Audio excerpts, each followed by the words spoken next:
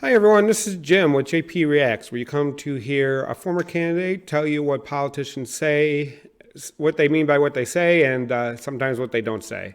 Today we're going to listen to President-elect Biden's plan for, it's called the American Rescue Plan. It was announced a couple days ago. Hopefully you've already looked at it so you can see we can get some more in-depth conversations about it here. This is a longer video, so I'm probably going to break it up into a few different videos that I'm posting. Whenever in this new mode, instead of posting it all as one, I'll break it up into a bunch of them, and it will be posted on consecutive days, so you don't have to wait till my normal posting time. I'll still do a normal video on Thursday. If this one turns into 4 videos where it's posted Monday through Thursday, then obviously the 4th one will be the normal video for Thursday. But if it ends up being 3 or less, then you'll get a different video for Thursday. Hopefully that works. If you're interested in this, stay tuned after this.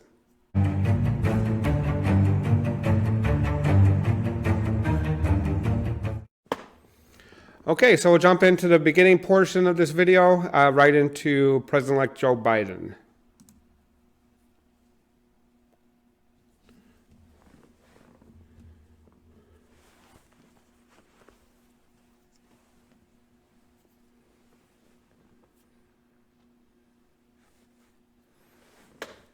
Good evening, my fellow Americans.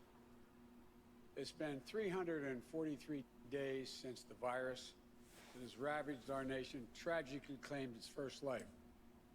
On February the 6th in 2020, Patricia Dowd took her last breath at home under the California sun in Santa Clara.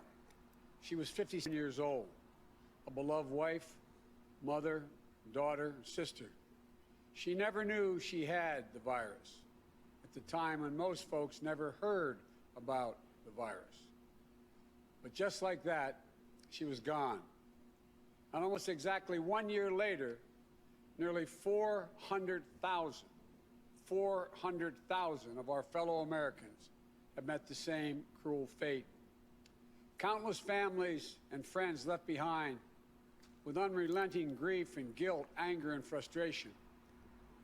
And the emptiness felt by the loss of life is compounded by the loss of our way of life. During this pandemic, millions of Americans, through no fault of their own, have lost the dignity and respect that comes with a job and a paycheck. So that's pretty big confirmation of what we already know about the pandemic so far. We've crossed the 400,000 deaths milestone this past week. Also, it's not just the deaths that are important. 400,000 deaths is a lot of deaths, especially when we're, I think, up to like 4,000 a day almost, if not more. But the bigger issue is all the other effects after you get the virus. You have you could have sustained breathing problems, mobility problems, problems with your smell, and there are a host of other ones that come along with it. So we need to continue, I'm sure he's going to bring it up, but we need to continue to focus on doing what we can do until we can all get vaccinated, which is wash your hands, keep yourself socially distanced, which means don't go into big groups if you can avoid it. And when you are out in public, wear a mask that covers your nose and your mouth. Wear it as properly as possible, which is covering your nose and mouth. And then all those people, because this crisis was mismanaged by the President Trump administration, we've lost a lot of jobs. And a lot of people are out of work, and it's not their fault that this pandemic raged across the country. So hopefully, it sounds like he's going to address what his plan is for that, and hopefully he can get into it and also talk about where we go from here. So let's keep listening. Millions of Americans never thought they'd be out of work. Many of them never even envisioned the idea, are facing eviction, waiting for hours in their cars to feed their families as they drive up to a food bank. Millions have kept their jobs but have seen their hours and paychecks reduced, barely hanging on as well. That's happening today in the United States of America. Just as in the midst of the dark winter of this pandemic, as cases, hospitalizations, and deaths spike at record levels, there is real pain overwhelming the real economy.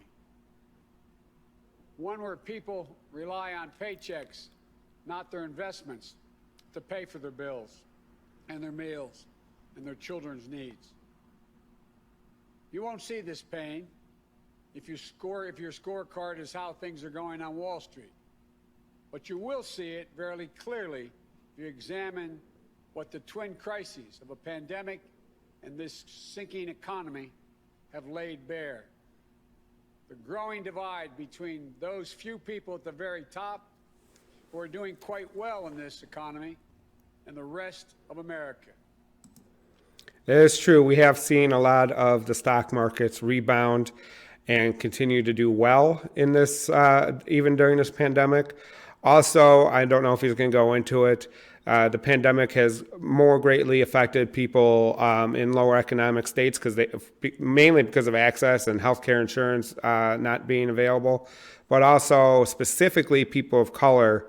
They've had a higher death rate, more loss of jobs, more economic impact than every other every other group of people that are in this country. So we really need to keep that in mind when we're looking at these things. It's not just what you see when you look, oh, the Dow Jones is up. That doesn't really matter. That's not the economy. The economy is regular people working jobs and regular people having to pay their bills, and including rent. If you're not working, it's hard to pay rent, right? And then you're choosing between rent and feeding your kids. That's not a choice that any American should have to make. Just since this pandemic began, the wealth of the top 1% of the nation has grown roughly $1.5 trillion since the end of last year. Wow. 4 times the amount for the entire bottom 50% of American wage earners. Some 18 million Americans are still relying on unemployment insurance. Some 400,000 small businesses have permanently closed their doors. And it's not hard to see that we're in the middle of the once-in-several-generations economic crisis with a once-in-several-generations public health crisis. Yeah, small businesses in particularly in the service industries have definitely been hit hard, especially restaurants and in hospitality industries. All those have been hit really hard. So it's really incumbent on making sure we can take care of those people. Yes, I want to correct something from President-elect Biden there. Yes, this is a once in a generation or once in a really long time pandemic, public health crisis, but it has been an ongoing economic crisis. It hasn't just started now. Yes, it's been the pandemic has made it worse, but the crisis didn't start here. So we want to make sure that we're completely on the same page on that. The crisis not only goes back to 2007 when the last economic crisis. So if we were just looking at economic crises, whatever, we have 2 in most people's lifetimes right now, just between the crash in 2007, 2008, and then again now from this COVID pandemic. Ironically, both happening under Republican presidents. But the squeeze on the middle class and the lower class has been going back all the way to probably, if you look at most statistics, back to the early 1980s, when really the wealth of the top earners spiked and most middle class or lower income people stayed flat or even went down in some cases. So it's been going on for now, we're talking 50 years. So hopefully we can start turning that long-term trend around, but also keep in mind there have been 2 crises during most people's lifetimes, especially hard hit on the millennial generation, which I am not part of, but I have a lot of friends that are in that generation who came up during the 2007-2008 crisis and trying to find jobs, and then are now just starting to get up to speed and now are facing another crisis, both of which weren't their fault. So let's continue to listen. The crisis of deep human suffering is in plain sight, and there's no time to waste. We have to act, and we have to act now. This is what economists are telling us. More importantly, it's what the values we hold dear in our hearts as Americans are telling us. A growing chorus of top economists agree that in this moment of crisis, with interest rates at historic lows, we cannot afford inaction. It's not just that smart fiscal investments, including deficit spending, are more urgent than ever. It's that the return on these investments in jobs, racial equity, will prevent long-term economic damage, and the benefits will far surpass the cost. A growing number of top... That's another big key there. A lot of people worry about deficit spending and whatnot, but when interest rates are low, the return on the debt taken on during these types of crises is much more than what the interest would be. When the government borrows and invests in people, getting people back to work, getting the economy going again, those dollars come back more than what we spent in tax revenue. So for example, the food stamp program, otherwise it's now known as SNAP, returns much more, for every dollar we spend, returns much more than that dollar back in tax revenue. Let me quickly look that up. So basically, for every dollar that we give in the SNAP program, which again is the food stamp program, we end up getting about $1.70 back in revenues to the federal government. So it is a really good, when you invest in people, you invest in the economy. And it's not wasted money. When interest rates are low, it's always better to borrow than to get the investment up and to build your economy up so when interest rates go up, you can start paying back some of that debt, which is the ideal situation. Top economist has shown even our debt situation will be more stable, not less stable, if we seize this moment with vision and purpose. And so tonight, I'd like to talk to you about our way forward. A two-step plan of rescue and recovery. A two-step plan to build a bridge to the other side of the crisis we face to a better, stronger, more secure America. Tonight, I'll lay out my first step, the American Rescue Plan, that will tackle the pandemic and get direct financial assistance and relief to Americans who need it the most. Okay, so I'm going to stop it here. Obviously, we haven't really gotten into his plan yet, but this video is already starting to get a little bit longer, so I want to make sure that I keep to my word and keep these shorter and just break it up into segments.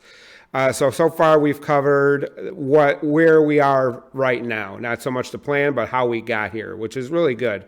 And really it sounds like President-elect Biden is going to really rely on experts, both in the public health crisis, but also the economic crisis, which is going to help a lot. So hopefully throughout this, we can get back on track and really make sure that everybody is taken care of and moving forward. So if you got some value from what I added to this conversation, please like this video. And in the comments below, tell me before you watch the next part of this series, which I'll put in a playlist on the end cap, that you tell me what you think is the first step in getting the economy going again. Once we get the pandemic under control, what do you think is really going to be the thing that's going to drive us forward the most? And why do you think that? Put that below. This is part 2 of the videos relating to President-elect Biden's American Rescue Plan. So if you haven't watched part 1, I will link it in the description below. Please watch that one first. That one covers how we got here, and it's going to be really important that you get that type of information before moving forward. But if you're interested in part 2, stay tuned after this. So we're jumping back into this video. We're picking it up where we left off. And basically, this part of it is he's starting to actually get into the plan. So hopefully we can get some meat and potatoes onto this, and we can get some more information about what his actual plan is. So let's listen in. I'm gonna back it up a little bit from where I left off on the last video, though. Okay. Two-step plan of rescue and recovery. A two-step plan to build a bridge to the other side of the crisis we face to a better, stronger, more secure America. Tonight, I'll lay out my first step, the American Rescue Plan, that will tackle the pandemic and get direct financial assistance and relief to Americans who need it the most. Next month, my first appearance before a joint session of Congress, I will lay out my Build Back Better recovery plan. It'll make historic investments in infrastructure, that Build Back Better plan. Infrastructure, manufacturing, innovation, research and development, and clean energy. Investments in a caregiving economy and in skills and training needed by our workers to be able to compete and win in the global economy of the coming years. Moody's, Before he moves on, I want to make sure everybody knows what he's talking about here. Infrastructure is a word that gets thrown around by politicians a lot, but I want to make sure that everybody's on the same page. When we're talking infrastructure, we're really talking about roads, bridges, tunnels, but we're also talking about our electricity infrastructure, so our electrical grid. We are talking about our water infrastructure, how the water and sewage gets back and forth from your homes. And then also in this new internet age, we're also talking about internet infrastructure, which is making sure everybody has high-speed internet, which is crucial, especially as we've seen through this COVID-19 pandemic. So it's going to be, when they're talking about infrastructure, it's all those put together. If you have good infrastructure, it makes the economy run better no matter what. So you really want to make sure that you're investing in infrastructure. And if you look at our infrastructure, there's usually grade books come out. There's all kinds of them, but most of them put our infrastructure in bad shape right now. A lot of them are C's or D's if you're going on a grading scale. So there's a lot of work to do there. So hopefully he talks about that. Independent Wall Street firm said my approach will create more than 18 million good-paying jobs. It's a lot of jobs. Our rescue and recovery plan is a path forward with both seriousness of purpose and a clear plan, with transparency and accountability, with a call for unity that is equally necessary. And unity is not some pie-in-the-sky dream. It's a practical step to getting the things we have to get done as a country get done together. As I said... Yeah, unity is obviously something we need more of as a country. As we saw from the January 6th attack on the Capitol, the terrorist attack on the Capitol, we are a long way away from that. So hopefully we can get there and make sure that we're on track for that. If there's a way to bring the country together, hopefully he can come up with it. We need some way to do it, but I'm not hopeful in that area. It does not seem we're on that track to be able to bring the country together where we're currently sitting right now. It's a good goal to have. I hope he tries to do it, but I just don't see it happening right now. When it passed in December, the bipartisan COVID-19 relief package was a very important first step. I'm grateful for the Democrats, Republicans, and independent members of Congress who came together to get it done. But I said at the time, it's just a down payment. We need more action, more bipartisanship, and we need to move quickly. We need to move fast.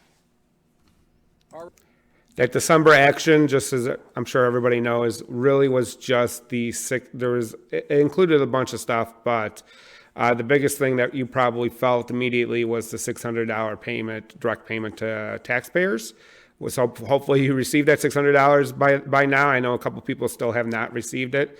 If you haven't, make sure you reach out to the IRS, or you also reach out if you use a tax preparer, them, because I know that some of the major tax preparers, I can't remember which one. When we're thinking like those are like the H&R Blocks, the Jackson Hewitts. those types of places. Make sure if you haven't received it yet, you reach out to them to see if there's an issue on their end. Because I know they announced that some of those had issues too. So that's what he's referring in December as the down payment. There were other things involved. I went over that in a different video, but that's what he's talking about here. Our rescue plan starts aggressively in order to speed up our national COVID-19 response. The vaccines offer so much hope, and we're grateful to the scientists and researchers and everyone who participated in the clinical trials.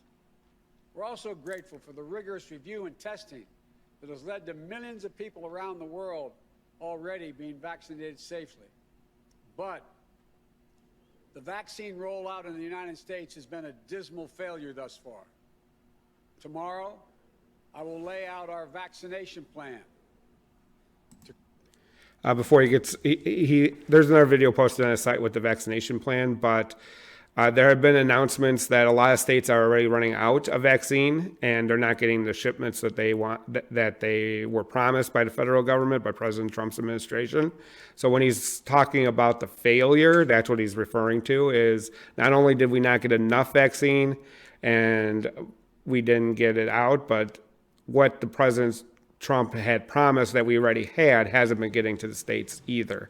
And that's causing a delay in the vaccination of the American people, which means that this is going to go on longer.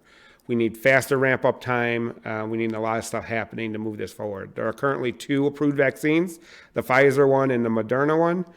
So hopefully as soon as you are eligible, you can sign up and get your vaccine. Let's listen next.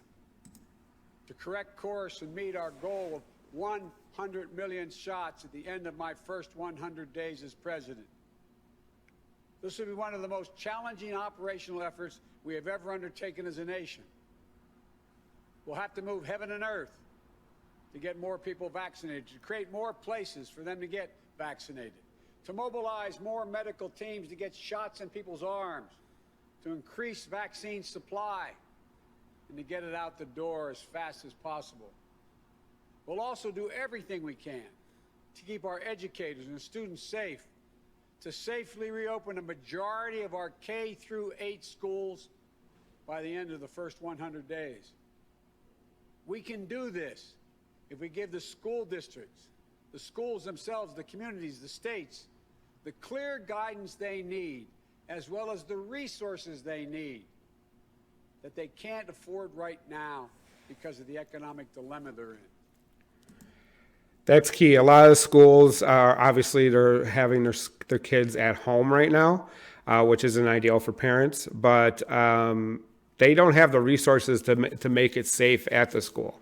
And they don't even have the guidelines on what it would look like. So it's going to be very imperative on President-elect Biden to get that science-based information to the school districts and then give them the resources they need to make it a successful rollout. So I'm happy that he's bringing that up and if he can get everybody back to school before the school year is out, I think that's going to be a major accomplishment. I'm thinking most people are not expecting most kids to be back at school this school year like they were normal. That means more testing and transportation, additional cleaning and sanitizing services in those schools, protective equipment and ventilation systems in those schools. We need to make sure that workers who have COVID-19 symptoms are quarantined, and those who need to take care of their family members with COVID-19 symptoms should be able to stay home from work and still get paid. This will reduce the spread of the virus and make sure workers get the support they need to maintain their families. But that's a key point before he gets to the but. If the people teaching and maintaining the schools are sick as well, it's going to be really hard for the school districts to maintain a staffing level that's going to allow kids to go back to school. So by making it safe and getting good testing out to those people and making sure they have the ability to take care of everything is really going to help them move forward in this area. Okay, so let's go back and listen to some more. But we need about $400 billion in funding from Congress to make all of what I just said happen. It's a great deal, but I'm convinced we are ready to get this done. The very health of our nation is at stake. Our rescue plan also includes immediate relief to Americans hardest hit and most in need. We will finish the job of getting a total of $2,000. All right, I'm actually gonna stop it here and end it here before he moves on to his next point, because we're gonna be talking about his next vision for what the recovery plan is going to be. But in this last part, he really talked about how much it's going to cost $400 billion to get the schools up to snuff, which is a large amount of money, but it's what is necessary to make it happen. So I'm glad he has a good plan. He knows how much it's going to cost, which is also key. So hopefully you learned something from this video in this part 2. Again, we're breaking this up into multiple parts. I will have a playlist on the end screen, so make sure if you want to watch all of them, you can get it there. I will also link to the first one on the end screen if you missed it and somehow jumped right into the second one. I'll get that on there too. But if you learned something, please like this video, comment below, and tell me what you think of the president-elect's plan for schools.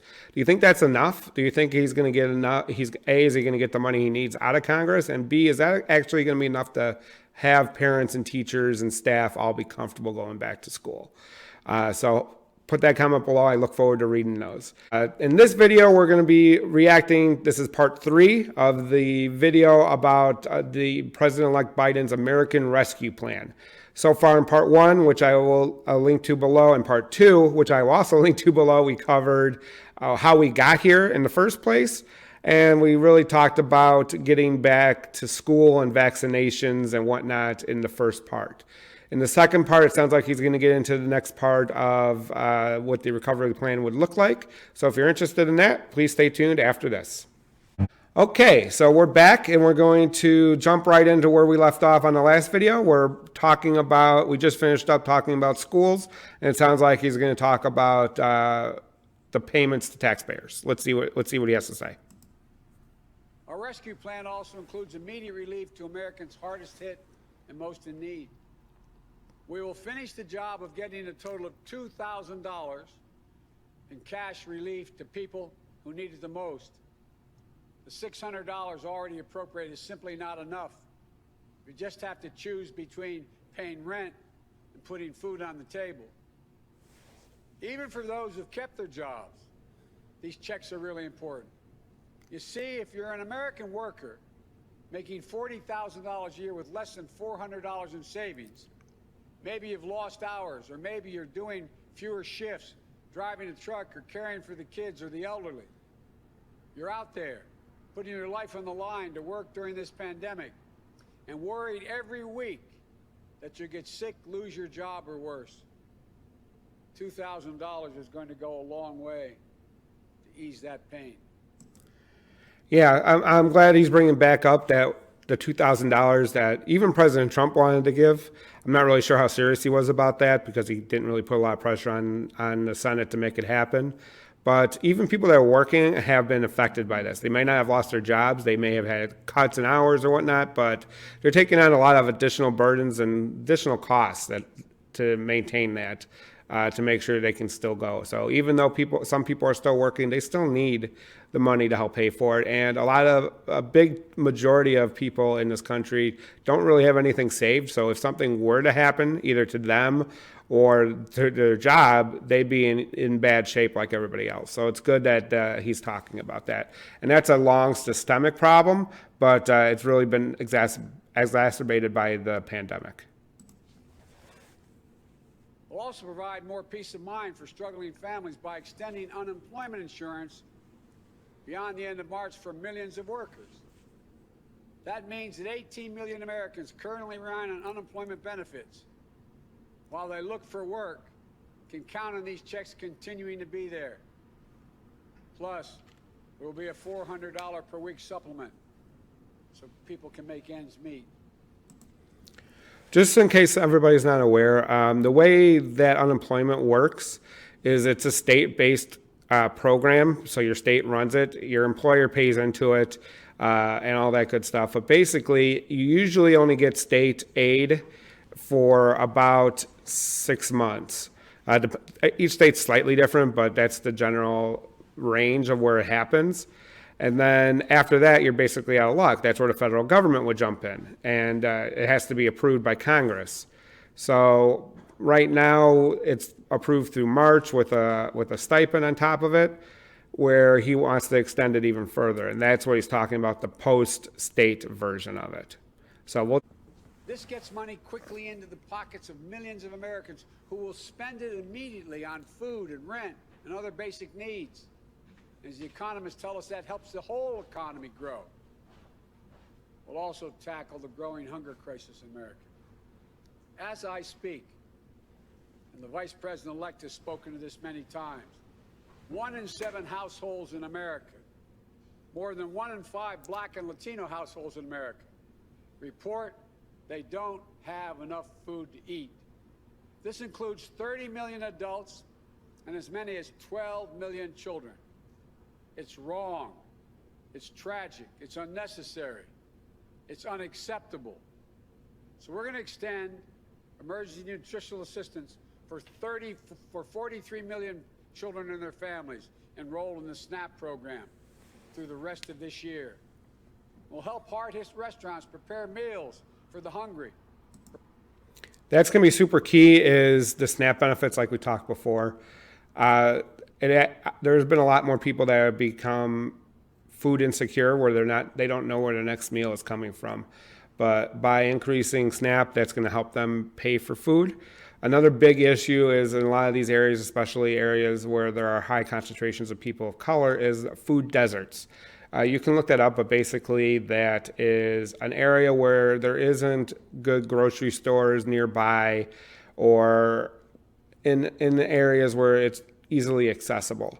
There are large swaths of this country, not just in cities, there are large swaths of this country in rural America too, where there is not a good place for people to get food. So it's not, this particular issue isn't just a city issue, this is also a rural issue, and people need a way to get food, and not everybody can have stuff delivered by Amazon, right? That costs money. So it's important that they have a plan for that. Provide food for the families who need it. We will invest $3 billion in making sure mothers and their young children have the nutrition they need. This will not only meet our moral obligation we have to one another, but will also spur our economic growth, get restaurants and workers back on the job. And as we work to keep people from going hungry, we'll also work to keep a roof over their heads, to stem the growing housing crisis and evictions that are looming. Approximately 14 million Americans have fallen behind on rent, many at risk of eviction. If we don't act now, there'll be a wave of evictions and foreclosures in the coming months as the pandemic rages on. This would overwhelm emergency shelters, increase COVID-19 infections as people have nowhere to go and can't socially distance. Next week, we'll take action to extend nationwide restrictions on evictions and foreclosures. This will provide more than 25 million Americans greater stability instead of living on the edge every single month.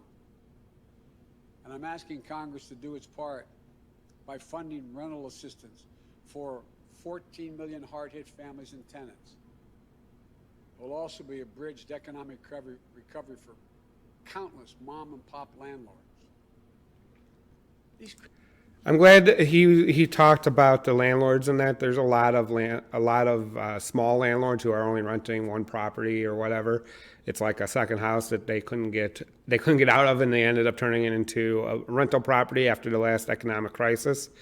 But it's good to have security of where you're going to be able to live. Like he said, it provides a lot of benefits, such as not only just in general, but also for COVID social distancing.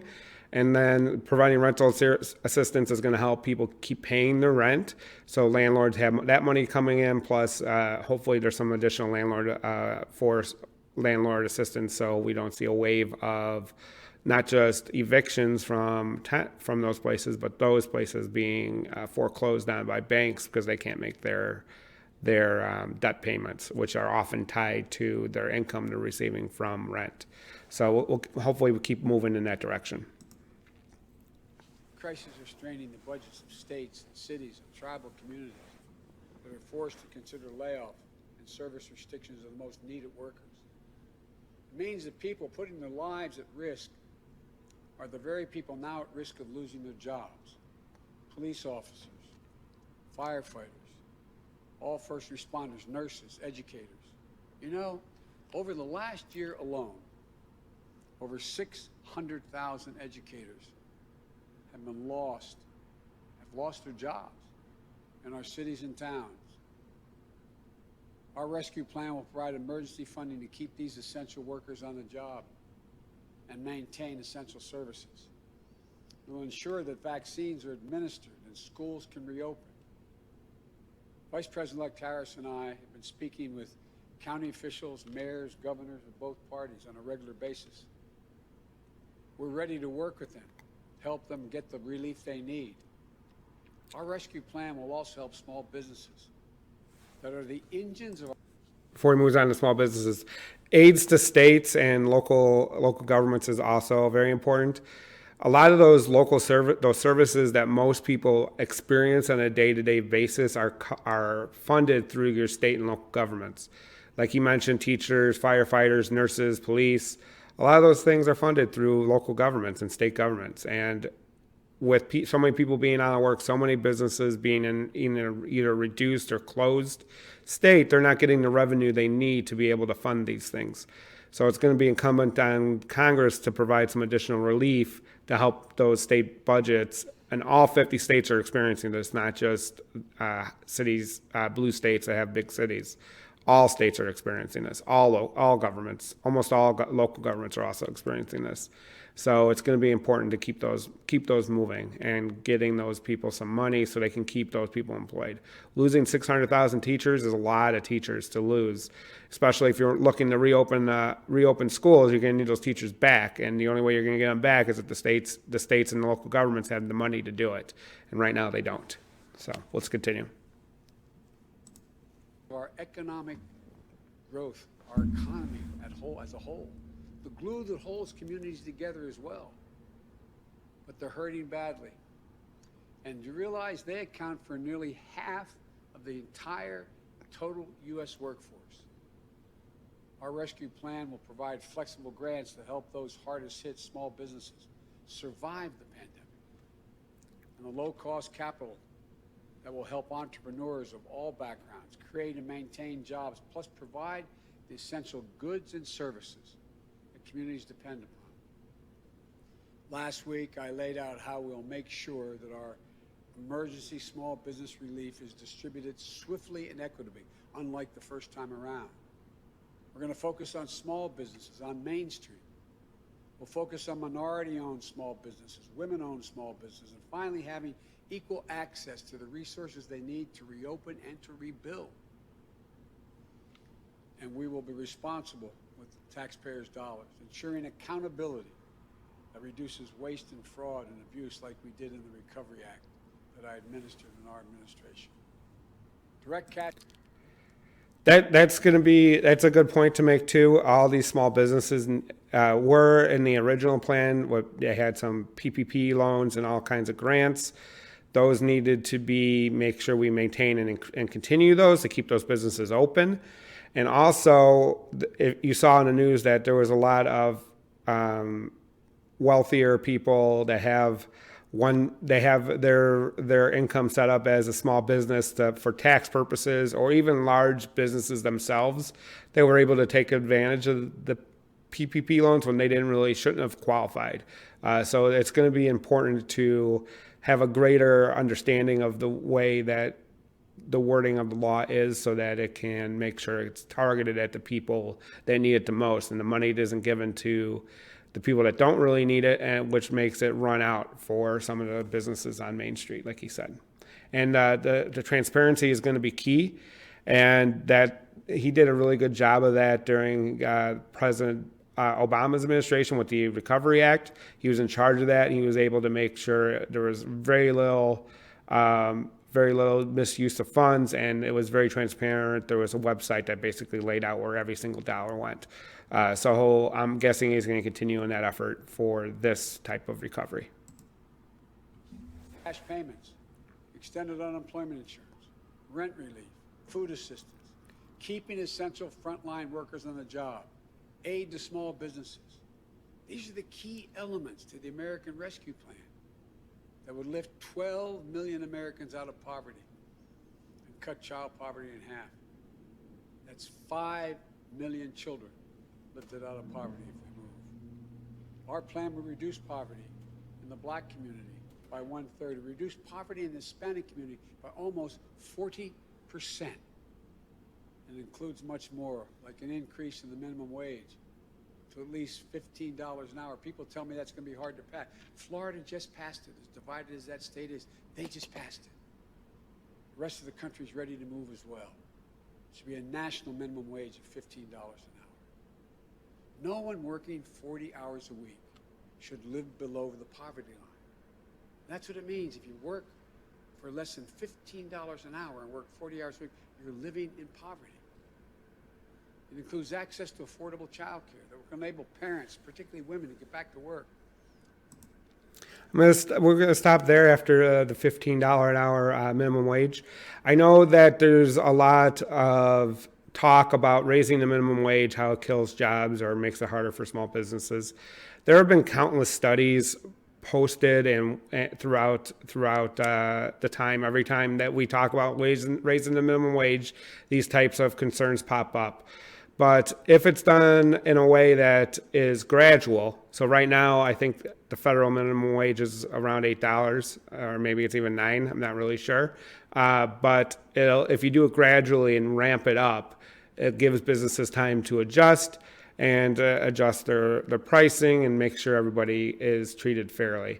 And there's usually an increase in jobs because when you give more money to people, they, especially on the lower end that are working minimum wage jobs, they spend that money right away into the economy and actually triggers more jobs to be created because there's more money in the economy. And it balances out the investments versus the wages problem that we have in this country.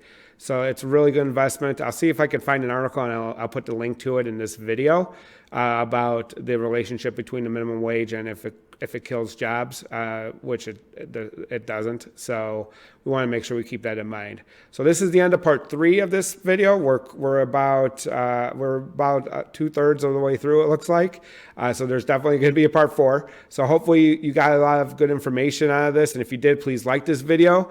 And below, please comment what you think of President-elect Biden's plan so far. He covered a lot of topics in this part of the video, so want to make sure that we're covering it. What is, out of all the topics covered in this video, what is your number one that you think is going to have the biggest impact on people and the country as a whole? Is it going to be the vaccine plan? Is it going to be the infrastructure? Or is it going to be the money to schools or money directly to people or the small businesses or even this $15 minimum wage that you talked about? Which one is going to be the biggest impact? Today in this video, we're going to be covering part 4 of the video about President-elect Biden's American Rescue Plan. In the previous sections, it covered from the first video talked about how we got here. Second video covered some parts of his plan. The third video covered a lot more, including the $15 minimum wage. I don't know what this next part is. I haven't seen it yet, so hopefully we can learn some more things about his plan moving forward. If you're interested in that, please stay tuned after this. Okay, so let's jump back into where we are again. We just finished wrapping up talking about the $15 minimum wage. I look forward to working with members of Congress, both parties, to move quickly to get the American Rescue Plan to the American people. And then we can move with equal urgency and bipartisanship to my Build Back Better recovery plan that I will call for next month to generate even more economic growth. American manufacturing was the arsenal of democracy in World War II. It will be so again. Imagine a future made in America, all made in America, and all by Americans. We'll use taxpayers' dollars to rebuild America. We'll buy American products, supporting millions of American manufacturing jobs, enhancing our competitive strength in an increasingly competitive world. Imagine historic investments in research and development to sharpen America's innovative edge in markets where global leadership is up for grabs. Markets like the battery technology, artificial intelligence, biotechnology, clean energy. Imagine confronting the climate crisis with American jobs and ingenuity leading the world.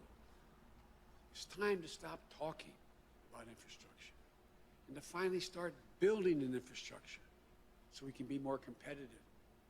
Millions of So I'm glad he's going to now talk about how we're going to build out our country to be more effective and be a manufacturing hub.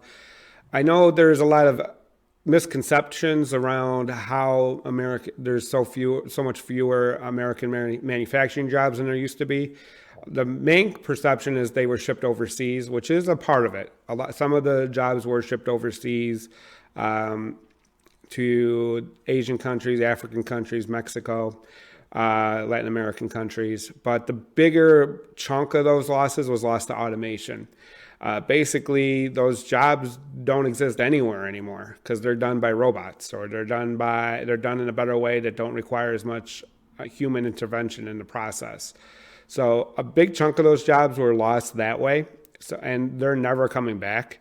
So what we need to build manufacturing out is new technologies and new things to actually manufacture, not trying to rely on old things we were manufacturing that aren't going to produce new jobs in those areas.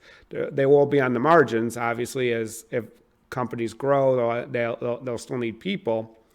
But the biggest way to build out manufacturing jobs is to be building new stuff. And that will create the jobs, and you need the infrastructure around to do that, especially around the clean energy, which he's talking about. These are good-paying jobs. We put Americans to work rebuilding our roads, our bridges, our ports, to make them more climate resilient, to make them faster, cheaper, cleaner, to transport American-made goods across our country and around the world. That's how we compete. And imagine millions of jobs in the caregiving economy to ease the financial burden of caring for young children and aged loved ones. Let's make sure our caregivers, mostly women of color, immigrants, have the same pay and dignity that they deserve. So we can do these bold, practical things now. I know what I just described does not come cheaply, but failure to do so will cost us dearly. The consensus among leading economists is we simply cannot afford not to do what I'm proposing. Independent, respected institutions from around the world, from the Federal Reserve to the International Monetary Fund, have underscored the urgency. Even Wall Street firms have reinforced the logic. If we invest now boldly, smartly, and with unwavering focus on American workers and families, we will strengthen our economy, reduce inequity, and put our nation's long-term finances on the most sustainable course. And I mentioned this in one of the previous videos on when he talked about infrastructure when I was defining it. There is a lot of ways to build an economy, and you need the infrastructure, which he's talking the roads, bridges, water, electricity, internet. All those things need to be in line. And when interest rates are low, it's the perfect time to actually start borrowing to build into those things. And as our infrastructure continues to suffer, we will continue to fall further and further and further behind other countries. And we won't be the place that people come to get to find the best types of work or the best types of, we won't be known for that anymore. So you need to really have an investment in it like he's talking about. And it's actually going to cost us less in the long run to do it now because interest rates are low. So I'm glad he's addressing that. We're making permanent investments, recurring investments. As I said in the campaign trail, we will pay for them by making sure that everyone pays their fair share, not punishing anybody. We can do it without punishing a single person by closing tax loopholes for companies that ship jobs overseas, or to allow American companies, 90 of them, the top Fortune 500, to pay zero in federal income taxes, asking everyone to pay their fair share at the top so we can make permanent investments to rescue and rebuild America. It's the right thing for our economy. It's the fair thing. It's the decent thing to do. We not only I'm glad he's bringing this up. There are a lot of companies that pay zero income tax in the United States, and a lot of American companies that pay zero income tax in the United States, and that's unacceptable. They get the benefit of having the society. They get the benefit of using all the infrastructure, and actually a lot of them are causing harm because they are dumping industrial waste in places, or they're causing environmental damage. So they're actually not just costing us the tax money, but also costing cleanup to make sure it's maintained. And then that really drives states to have these competitions where they're not getting the benefit of even state income taxes on these. In the past, the revenue to the government, a big chunk of it came from businesses and large businesses. So it wasn't such a burden on the regular people. One had to be the adjustments. So there are a lot of loopholes that can come into it. And also, when we're talking about income taxes, we've got to make sure when we're talking about wealthier people, I don't know if he's going to bring this up, their income doesn't come from work in the normal sense, where they're being taxed on a W-2 or something like that. It's more from investment income, which is taxed at a much lower rate. So hopefully we're getting to the point where we tax that investment income once you're at a certain level at the same rate as ordinary income, which is the ones that me and you get for our W-2s. That hopefully that's part of it, but also just closing the loopholes that are helping companies pay zero taxes and giving them tax breaks for shipping jobs overseas. Let's see what's next. We only have an economic imperative to act now. I believe we have a moral obligation. In this pandemic, in America, we cannot let people go hungry. We cannot let people get evicted. We cannot watch nurses, educators, and others lose their jobs. We so badly need them. We must act now and act decisively.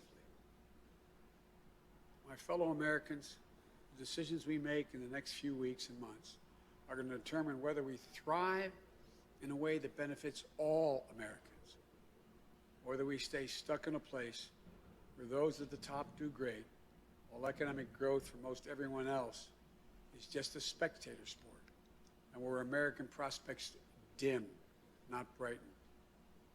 These investments will determine whether we reassert American leadership and outcompete our competitors in a global economy. We're better equipped to do this than any nation in the world. Or whether we watch them catch up and pass us by. Together, I know which path we'll choose. And that includes all Americans, so we can own the 21st century. But even with all these bold steps, it's going to take time to get where we need to be.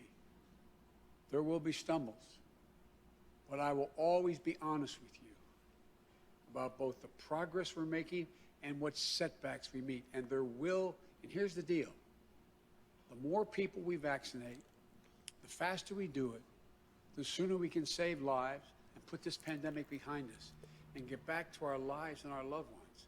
And the sooner we can rescue and rebuild the American economy, the biggest and most profitable engine in the world. I know it's been nearly a year that tested us beyond measure. For all of you who have lost someone, my heart goes out to you. I know that feeling looking at an empty chair across the table. All of you who've fallen on hard times. I know you can never get back what you lost, but as your president, I know that every day matters and every person matters. From the very first to the nearly 400,000 lost American souls and counting, to the millions of you just looking for a fighting chance in this economy, I promise you, we will not forget you. We understand what you're going through. We will never, ever give up. And we will come back. We'll come back together. We didn't get into all this overnight. We won't get out of it overnight. And we can't do it as a separated and divided nation. The only way we can do it is to come together as fellow Americans, as neighbors, as the United States of America. And when we do, there's nothing beyond our capacity. I've said this many times. When America acts as one, there's never been a single thing we've been unable to do, no matter how consequential the issue has been.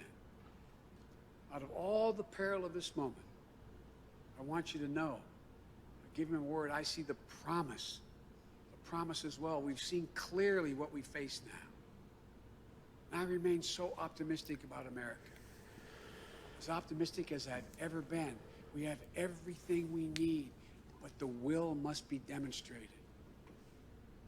So come Wednesday, we begin a new chapter. The Vice President-elect and I will do our best to meet all the expectations you have for the country and the expectations we have for it. I'm confident. I am truly confident. Together,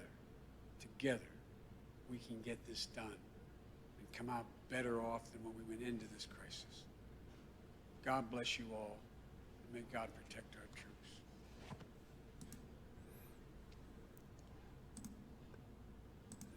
Okay, so that's the end of part 4. He covered a lot. He covered a lot of ground in this area on this video. At the end, talking about all that we've been through and making sure we have a good plan in place to move our country forward. He is very honest and straightforward that it's not going to be easy and it's not going to come at a normal rate. It could definitely be some stumbles along the way, and he will hopefully acknowledge that when they happen. It's important that when you're delivering news and whatnot around these issues, that you're honest with the people and making sure that they know what's going on. No news is not necessarily good news. You want to make sure that you are telling everybody what's happening and making sure that there's no false narratives being put out there or even some lies or misconceptions about what's going on. So I'm glad he brought that up. It's good that he's bringing it up now before it even happens. If you're watching this video, it's Thursday probably. We're already into the first full day of President Biden. So hopefully it's going well. First day out of the chute. But only time will tell. It's going to take time not only to get the vaccine rolling, but also to get the economy back on track and moving forward past just getting it back to where we were. Because where we were wasn't great either for everybody. So we want to move it past that way. So I'm glad it sounds like he has a plan. He's going to lay out some more over the next week or so. So I'm looking forward to that and looking forward to being able to talk about substantial things and not just some dumb thing that President Trump might have said online. So if you got some value out of this video, please like it below. And in the comment, out of all 4 of these, which one do you think of what President-elect Biden said is going to have the biggest impact? And why do you think that? How is that going to make the biggest impact on the country and the economy moving forward? I will, at the end of this, in the end screen, make sure you have the playlist for these 4 videos. I'm glad you stuck through, and I'll put the very first video as the other link, so you guys can, if you missed some of these, you can start from the beginning. Obviously, all the links for the original video and all of the other parts of this series will be below. But hopefully you can you get a good idea of what's going on. Until I see, hopefully you have a good night. It's getting pretty late now, but have a great night. And until I see you around the internet, have a great day. Bye.